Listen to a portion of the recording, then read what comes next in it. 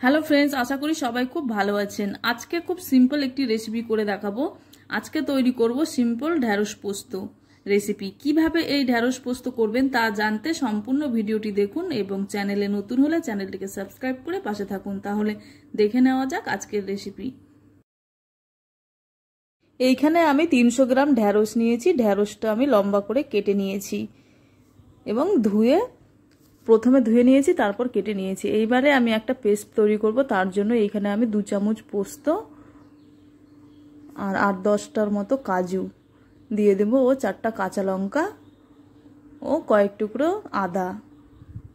এবারে আমি সামান্য জল দিয়ে এটাকে আমি 10 মিনিট ভিজতে দেব। তারপরে ভালোভাবে একটা পেস্ট বানিয়ে নেব।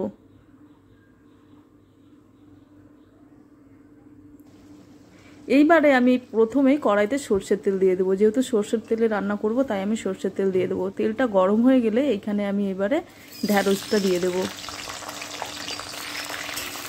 ঢ্যাঁড়সটা আমি 2 মিনিটের মতো ভালোভাবে ভেজে নেব। স্বাদ মতো লবণ দিয়ে দেবো। লবণ দেওয়ার পর নাড়িয়ে চাড়িয়ে মিশিয়ে আরও 2 মিনিট ভালোভাবে ভেজে নেব। ভালোভাবে ভাজা হয়ে গেলে আমি একটা পাত্রে ঢ্যাঁড়সটা তুলে নেব। আমি ঢ্যাঁড়সটা এখানে একটু লাল করে ভেজে নিয়েছি।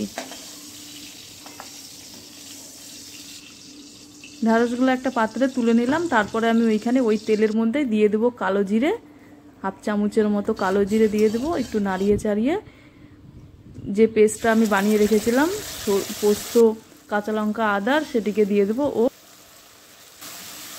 বাটিটা ধুয়ে এখানে আমি জলটাও দিয়ে দেবো। নেব। এবারে আমি 1/2 চামচের মতো হলুদ গুঁড়ো দিয়ে দিব। হলুদটাও আমি ভালোভাবে এবারে মিশিয়ে নেব।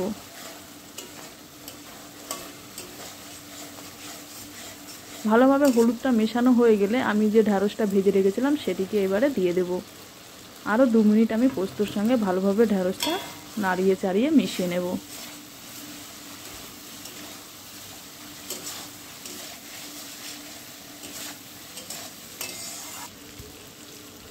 এইবারে আমি আরও সামান্য লবণ দিয়ে দেব স্বাদ অনুযায়ী, আর সামান্য চিনিটা দিলে মিষ্টি মিষ্টি লাগে, বেশ খেতে লাগে ভালো। তার জন্য আমি এখানে সামান্য চিনি দিয়ে দিলাম।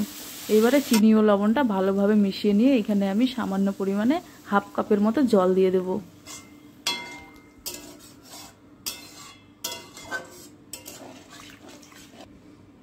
এইবারে একটা ঢাকা দিয়ে গ্যাসের আঁচটা কম করে 5 মিনিটের জন্য রেখে দেব। 5 মিনিট পর ঢাকাটা তুলে এভাবে আর একটু আমি মিশিয়ে নেব আস্তে আস্তে, যাতে ঢ্যাঁড়সটা ভেঙে না যায়।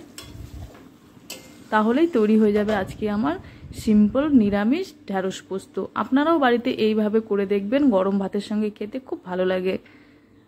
আর আজকের ভিডিওটা যদি ভালো লেগে থাকে তাহলে অবশ্যই লাইক করবে, কমেন্ট করে জানাবে এবং চ্যানেলে নতুন হলে চ্যানেলটিকে সাবস্ক্রাইব করে পাশে থাকবে। দেখা হবে আবার অন্য কোনো রেসিপির সাথে। ভালো থাকবেন, সুস্থ থাকবেন।